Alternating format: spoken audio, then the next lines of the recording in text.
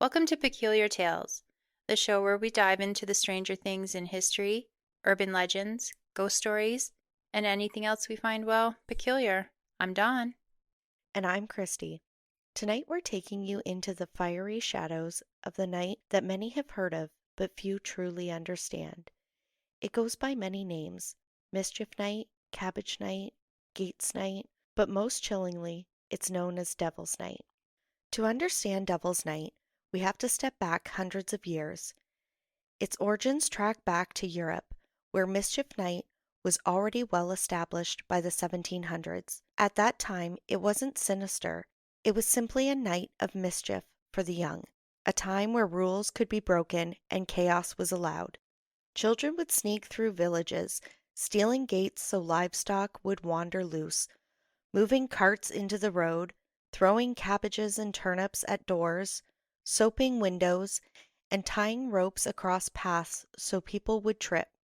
It was one night a year where pranks were expected, and adults had little choice but to put up with it.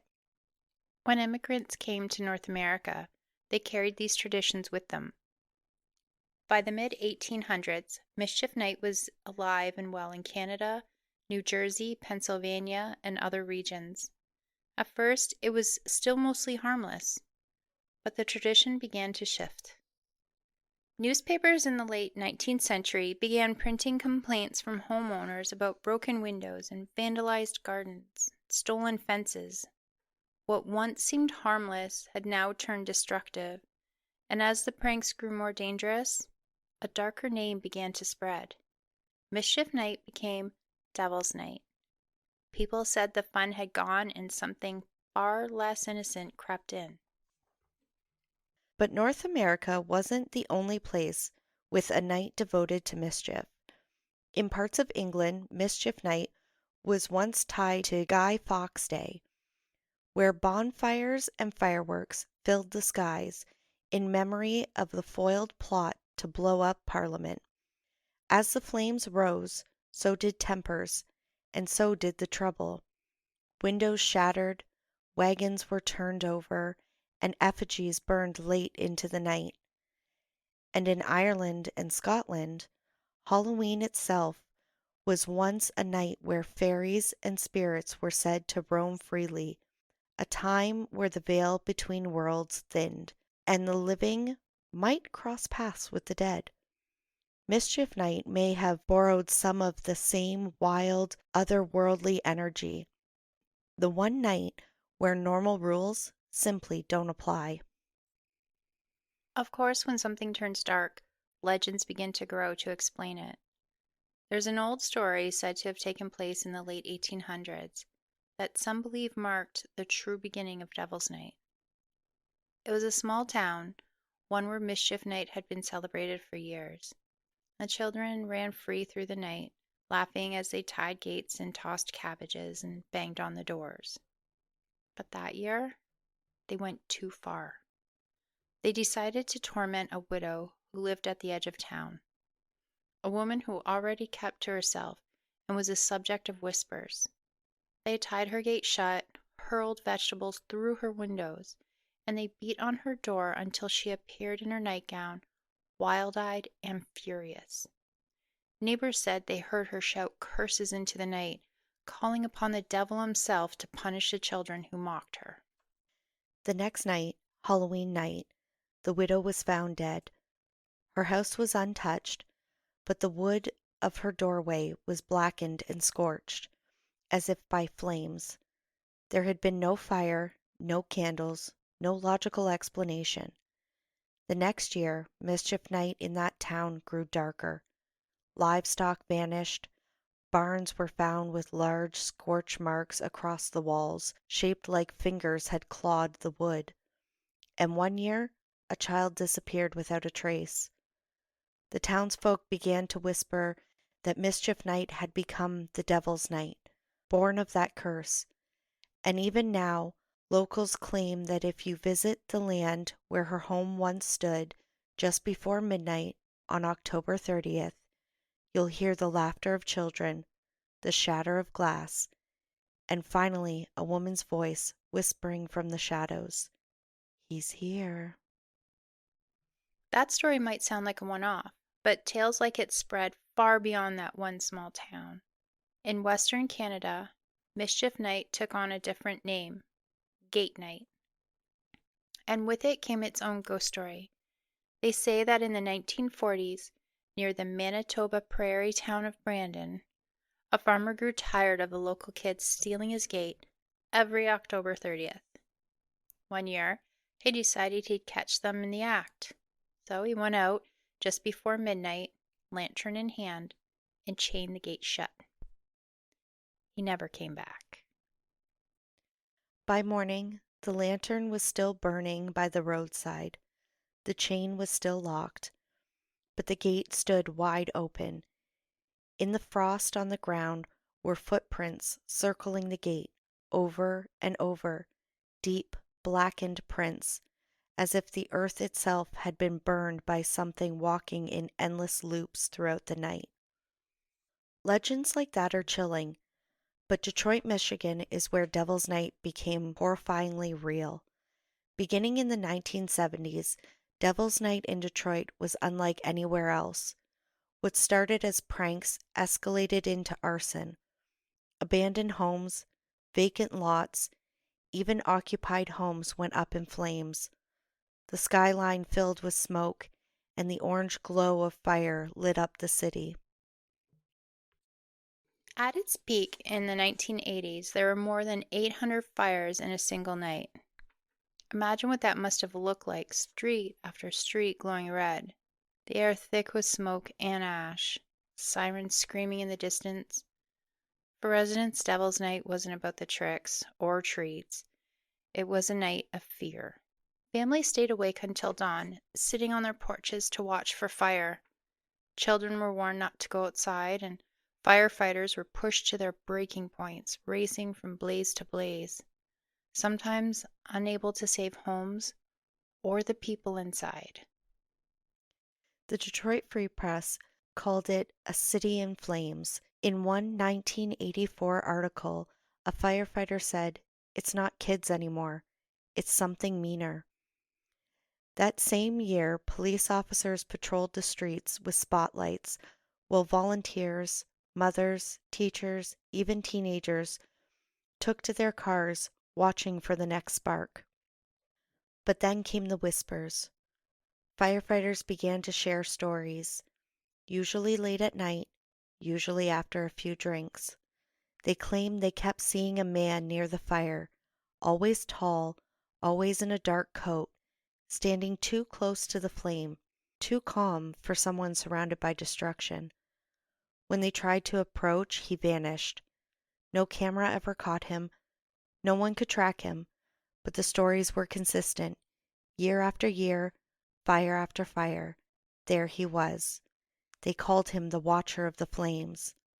Some thought he was an arsonist who slipped through the cracks, but others said, no, this wasn't human. He was something older, something darker, perhaps the devil himself, standing to watch the destruction of the night that carried his name. Even when Detroit began cracking down in the 90s, launching what they called Angels Night, when citizens patrolled to keep watch and firefighters were stationed across the city, the legend still didn't go away.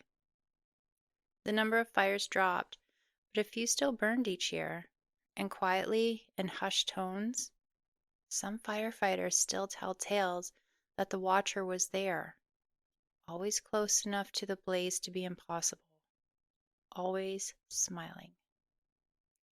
And it wasn't just Detroit.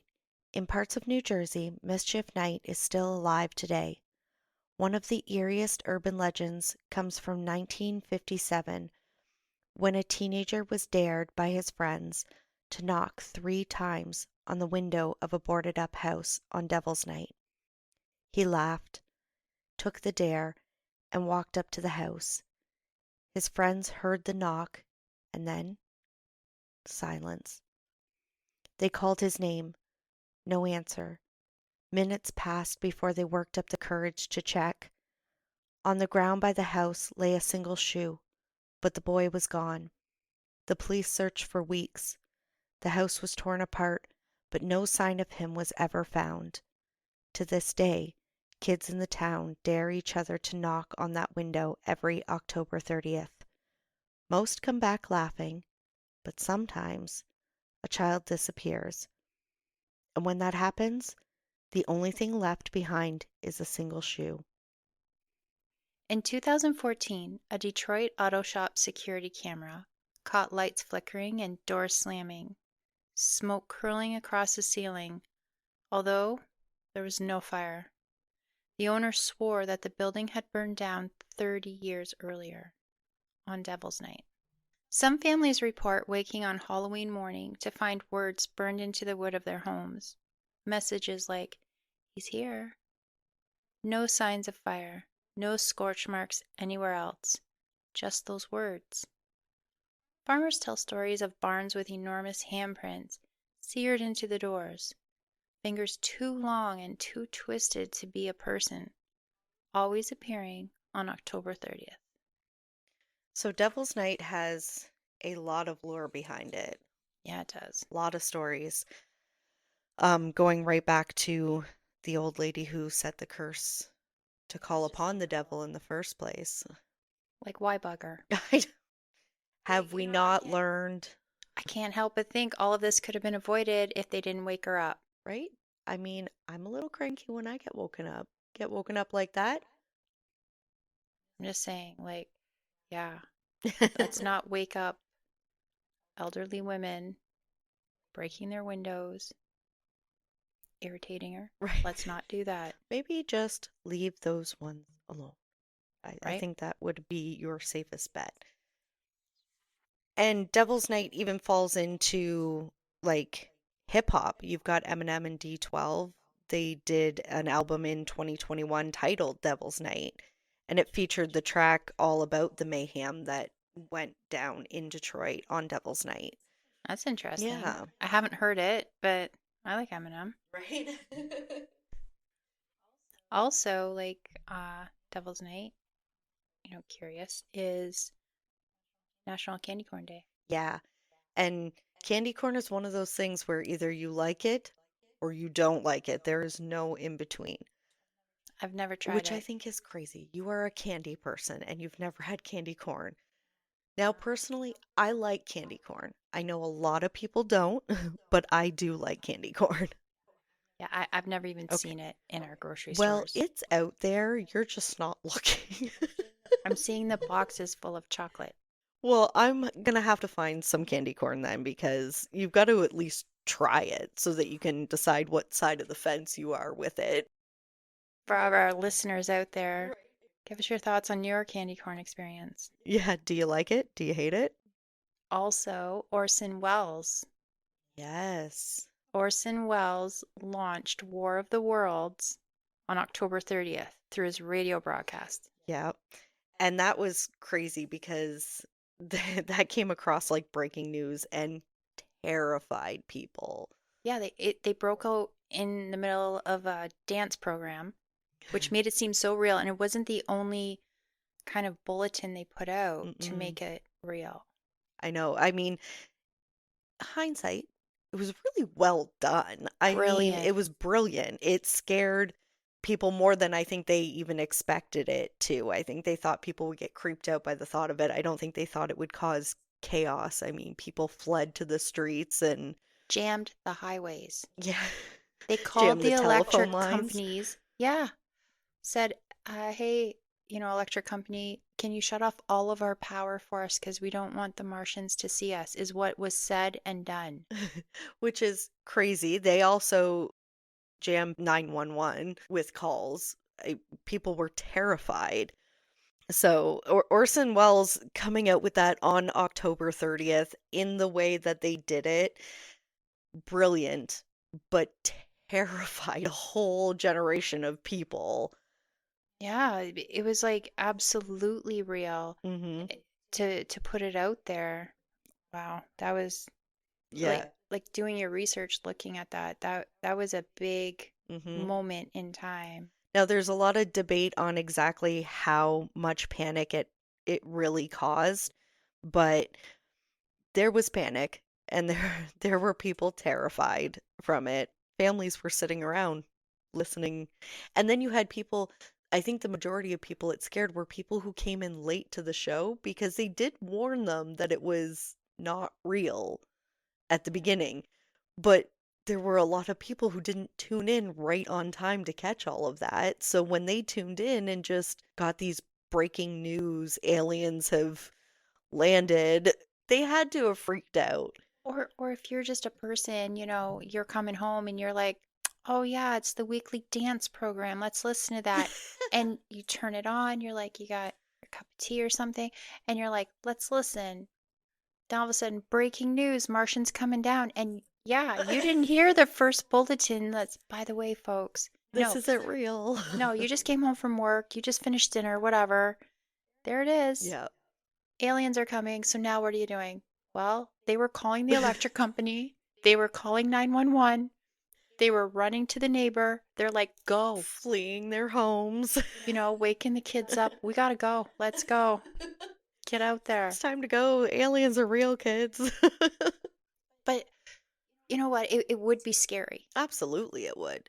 And you're not talking a time where you could fact check that. It's not like you could grab your phone and be like, let me see if this is really happening. You're hearing You're it. hearing it. You're assuming that what is being told as a breaking news report over the radio is truthful. And have you ever heard part of it? Because when you hear part of it, so serious. Hmm. Like these people's voices, they were good actors and actresses, Yeah. okay? Like like to the point, really good. To the point that they had people fleeing and calling their electric Yeah. company. So, yeah.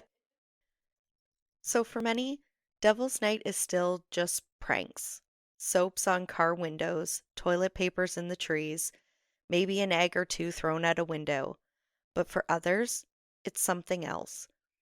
A night where shadows grow long, where laughter from the darkness might not belong to children. A night where the line between mischief and menace is dangerously thin. So whether you call it Mischief Night, Cabbage Night, or Devil's Night, one thing is certain. October 30th has always carried an edge of danger, a night where rules bend, chaos is allowed, and darkness seems to come just a little too close. Or maybe that's all it is, chaos. Or maybe, like the legends warn, it's something more. A night that doesn't belong to us at all, but to something waiting in the shadows, something that smiles at the fires and whispers as the clock nears midnight. He's here. Thank you for listening today. Don't forget to follow us on Facebook and Instagram and share your thoughts on tonight's tale. And as the lights go out and the shadows stretch long, remember, on Devil's Night, it isn't the darkness you should fear, it's the smiles within it. And until the peculiar calls again for another tale, bye for now.